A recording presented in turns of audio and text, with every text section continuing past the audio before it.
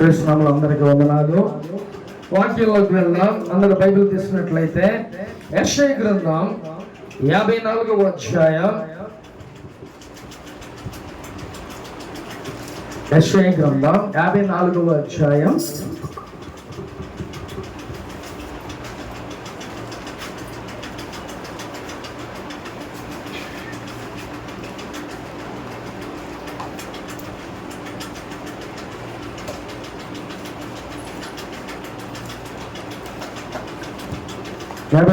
చెప్పదిగా వచ్చిన చదువుకున్నాం. నీకు విరోధముగా రూపింపబడిన ఏ ఆయుధమును వర్ధిల్లదు. చాలు. హల్లెలూయా. ప్రియమైన దేవుని బిడ్డ, దేవుడు ఇశ్రాయేలు పక్షాన దేవుడు ఆ రోజు మాట్లాడాడు. ఏమనంటే నీకు రూపింపబడిన ఏ ఆయుధం కూడా వర్ధిల్లదు. కాబట్టి మన దేవుడు అప్పుడు అంటే ఆ రోజుల్లో ఎలాగైతే ఆ మాట చెప్పాడో ఇప్పుడు కూడా మన దేవుడు సజీవుడు. కాబట్టి మన దేవుడు ఏం చెప్తున్నాడంట, నీకు రూపింపబడిన ఏ ఆయుధం కూడా వర్ధిల్లదు. అంటే దాని అర్థం ఏంటంటే, ఎవరైనా నీ శత్రువులు నీ పక్షాన ఏదైనా ఒక ఆయుధం ఏదైనా సిద్ధం చేస్తుంటే, అంటే దాని విషయం ఏంటంటే, మనం ఒకవేళ ఎదుగుతున్నాం అనుకోండి, మనల్ని ఏం చేస్తారో అని చేయాలని చూస్తూ ఉంటారు. మనం ఎదుగుతూ ఉంటే మనల్ని అని చేయాలని ఎంతగానో ప్రయత్నాలు చేస్తూ ఉంటారు. మనం ఏమీ చేయకపోయినా మన పక్కనే ఉంటారు. మన పక్కనే ఉండి ఏం చేస్తారంట, మనల్ని అని చేయాలని. వీడు ఎదుగుతుంటే వీడెందుకు ఎదగాలి, నేను ఎదక్కోకుండా వీడెందుకు ఎదగాలి అనే మాటలు వాళ్ళు ఏంటంటే మనస్సులో పెట్టుకొని ఎలాగైనా వీడిని తొక్కేయాలి, ఎలాగైనా వీడిని పడేయాలి అని వాళ్ళు ఆలోచన చేస్తూ ఉంటారు. అంటే అది మన స్నేహితులు అవ్వచ్చు, లేకపోతే మన మేలు కోరుకునే వాళ్ళు కొంతమంది ఉంటారు. అంటే మనం అనుకుంటా ఉంటాం, లేదు మన గురించి చాలా మంచిగా ఆలోచిస్తూ ఉంటాడు, మన గురించి మంచిగా చెప్తూ ఉంటాడు అని అనుకుంటా ఉంటాడు. కానీ ఇతరుల మనస్సులు ఏముందో మనకు తెలియదు. కాబట్టి ప్రతి ఒక్కరు ఎలాగుంటారంటే మనల్ని ఏదో ఒకటి చేయాలని, మనల్ని ఏదో ఒకటి అంటే వీడు ఎదుగుతున్నాడు, వీడు ఎలాగైనా డౌన్ అయిపోవాలంటే వీడు ఇల్లు సంపాదించుకుంటున్నాడు, లేకపోతే డబ్బులు సంపాదించుకున్నాడు, మంచిగా ఉంటున్నారు అని ఏమైందంట, చాలా మంది వీళ్ళు ఎలాగైనా నాశనం అయిపోవాలి అని అనుకుంటా ఉంటారు. కానీ ఇక్కడ దేవుడు ఏం చెప్తున్నాడంటే, నీకు రూపింపబడిన ఏ ఆయుధం కూడా వర్ధిల్లదు. ఆ మాట దేవుడు మనకి చెప్తున్నాడంటే, మొట్టమొదటిగా ప్రియమైన దేవుని బిడ్డ, దేవుడు నీకు రూపింపబడిన ఏ ఆయుధం కూడా వర్ధిల్లదని దేవుడు ఈరోజు మాట్లాడుతున్నాడు.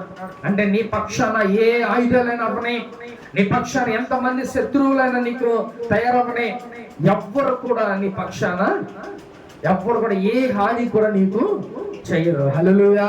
కాబట్టి ఏ ఆయుధం నీ పక్షాన రూపింపబడినా ఆ ఆయుధం వర్ధిల్లదని చెప్పి దేవుడు మాట్లాడుతున్నాడు. ప్రియమైన దేవుని బిడ్డ, కాబట్టి ఈరోజు నీ పక్షాన ఎలాంటి ఆయుధాలు ఉన్నా, ఎంతమంది శత్రువులు నీ పక్షాన ఉన్నా కూడా ఎవ్వరు కూడా నేను ఏమీ కూడా చేయలేని దేవుడు ఈ రోజు నీతో మాట్లాడుతున్నాడు. ప్రియమైన దేవుని బిడ్డ, కాబట్టి ఈ రోజు నువ్వు దేని విషయంలో కూడా భయపడిన అవసరంలా, దేని విషయంలో కూడా నువ్వు కంగారు పడిన అవసరంలా. ఎందుకంటే దేవుడు మన పక్షాన ఉన్నాడు. ఏ ఆయుధమైన వాటన్నిటిని ఏం చేస్తాడంటే దేవుడు ప్రతి ఒక్కరి దాన్ని తుత్తు నీళ్లుగా చేసేస్తాడు, దాన్ని బ్రేక్ చేసేస్తాడు దేవుడు. కాబట్టి నువ్వు మటుకి దేవుని దగ్గర ఎక్కువగా ప్రార్థన చేసుకోవాలి. ప్రేమ దేవుని, అప్పుడు ఎలాంటి నీ మీద ఏ ఆయుధం రూపించబడినా కూడా వాటన్నిటిని దేవుడు సైడ్ చేసేస్తాడు. నీకు ఎలాంటి హాని జరగకోకుండా, ఎలాంటి ప్రమాదం నీకు జరగకోకుండా దేవుడు నీ పక్షాన ఉంటాడు. ప్రేమ దేవుని బిడ్డ, హల్లెలూయా. కాబట్టి దేవుడు మొట్టమొదటిగా ఎవరైనా నిన్ను తాకాలంటే మొట్టమొదటిగా దేవుడు ఏం చెప్తాను తెలుసా, ఎవరైనా నిన్ను తాకితే అది నన్ను నా కనుగుడిని తాకినట్లే అని చెప్పి దేవుడు మాట్లాడుతున్నాడు. కాబట్టి దేవుడు అంతగా మనల్ని ప్రేమిస్తున్నాడు. అంటే మనల్ని తాకితే ఆయన కనుగుడిని తాకినట్టే, అంతగా దేవుడు మనల్ని ఎంతగానో ప్రేమిస్తున్నాడు. ప్రేమ. కాబట్టి నీకు రూపించబడిన ఏ ఆయుధం కూడా విడుదలని ఈ రోజు దేవుడు మనతో మాట్లాడుతున్నాడు. కాబట్టి నీ పక్షాన ఎవరు ఎంతమంది శత్రువులు ఉన్నా సరే, ఎంతమంది నీ పక్షాన నీ పక్కనే ఉండి నీకు వ్యతిరేకంగా నిన్ను ఆలోచించిన, వ్యతిరేకంగా ఏమైనా చేసినా కూడా ఏ ఆయుధం కూడా వర్తలదు. లోకపరమైన సామెత ఉంటుంది, ఎవరు గోతు తీస్తే ఆ గోతులో వాడే పడతాడు. అవి చాలా జరిగినాయి కూడా, మనం చూసాం. చాలా ఆడు పాడైపోవాలని చాలా ప్రయత్నాలు చేస్తూ ఉంటారు, కానీ తిరిగి అది ఎట్లా వచ్చిందంటే వాడికి అది తగిలేదు. అలాంటి చాలా చూసాం మనం. కాబట్టి ఎవ్వరు కూడా పాడైపోవాలని, ఎవ్వరు కూడా నశించిపోవాలని, ఎవ్వరు కూడా హీన స్థితిలోకి వెళ్ళిపోవాలని ఎప్పుడు కూడా మనం అనుకోకూడదు. ప్రేమ దేవుని బిడ్డ, చక్కగా చాలా మంది ఎలా ఉంటారంటే చక్కగా తేనె పూసిన కత్తిలాగా మన పక్కనే ఉంటారు, చక్కగా మంచిగా మాట్లాడతారు, మంచిగా ఉంటారు. అయినా కూడా మన పక్షాన మన ఇది నాశనం అయిపోవాలి, ఇదెందుకు పనికి రాకూడదు, ఇది నాకన్నా ఎత్తులు ఎదిగిపోతున్నాడు అని మనస్సులో కుళ్ళు పెట్టుకొని ఉంటారు.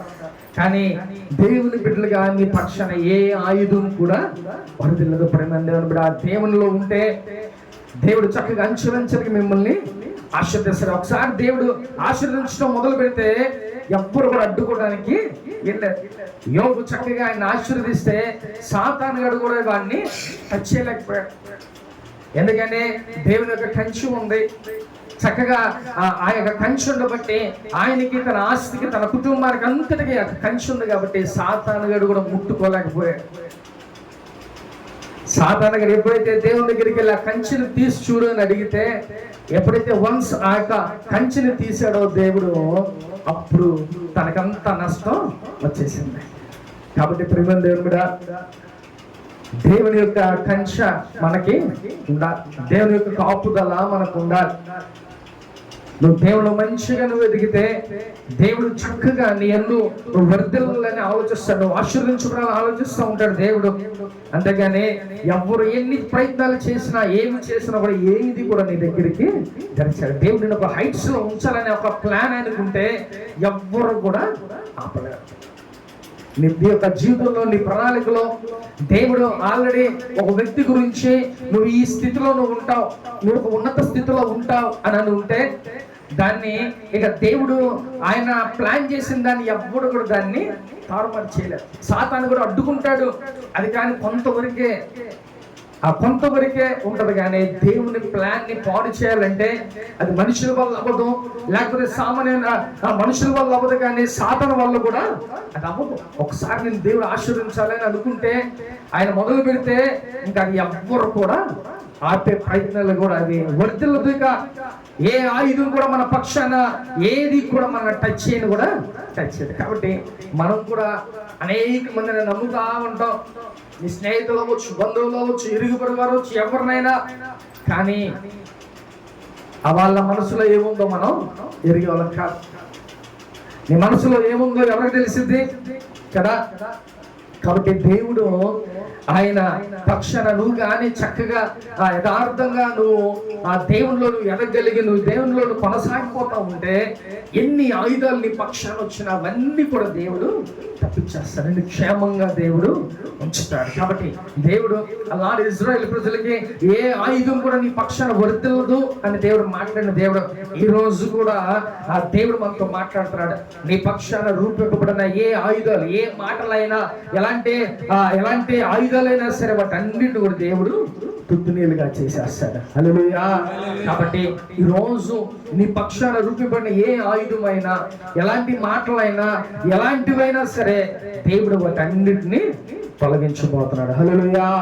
ఆత్మ చూసిన మాట ఆచరించగలను గాక. ఆమేన్. మన మధ్యలో మాస్టర్ గారు ఉన్నారు. నాకు చిన్నప్పుడు సండే స్కూలు, చిన్నప్పుడు యవన కాలంలో యూత్ మీటింగ్స్కి